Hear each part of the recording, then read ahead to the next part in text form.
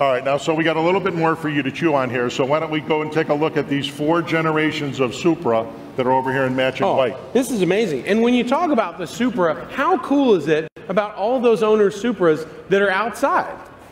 Yeah, you know, parked right out on the patio. We've got a bevy of customized Supras driven in here by their owners.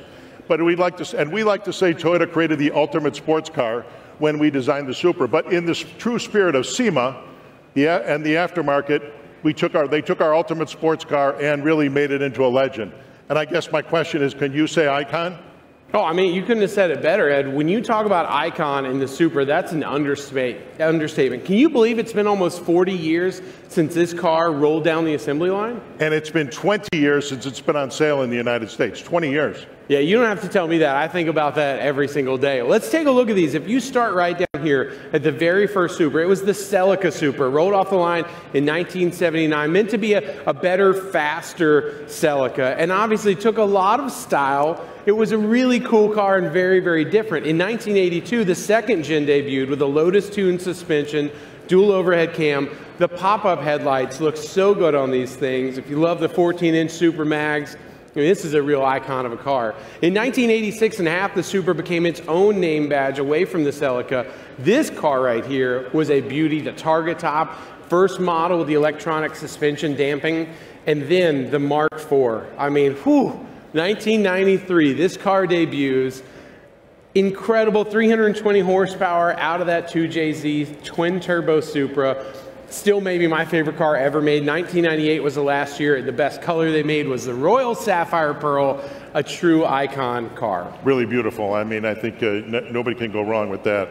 Now, I know you love Supra, but I also know you're really happy about Supra coming back to NASCAR and debuting in Daytona in February. I mean, Supra and NASCAR puts my two favorite things together. And it was so cool to be in Daytona for that announcement that this car is going to be in the Xfinity Series. And how about Christopher Bell is here, who's going to be driving this in the Xfinity Series, who has had such a great year. Christopher, thanks for being here. Good luck in the championship. I know you got a pretty crazy next few weekends, but we know you can do it. So cool to see this car here, Ed, and Christopher. Christopher, you're going to be a great champion. So thanks for representing us. Appreciate it. Thank you. But I got to ask, Ed, what's this baby right over here? Now, I knew you'd ask that, so I want you to be patient. I was going to get to that. That's our Supra racing concept on display in North America for the very first time. And can you imagine this thing running around Nürburgring? Yeah, I can, because that's what my dreams look like. That car in the Nürburgring. That's it. I mean, the question is, though, would you really bring all of these Supras here and not tell us when you can actually go out and buy one? Because I don't think you'd just be like, oh, we made Supras 20 years ago. See you guys later. So I know you can hardly contain yourself, but I got to tell you this, you don't have to wait much longer. Yes. We finally, the worst kept secret in the whole entire industry, we finally will reveal the all-new Supra at Detroit on January 14th. January 14th.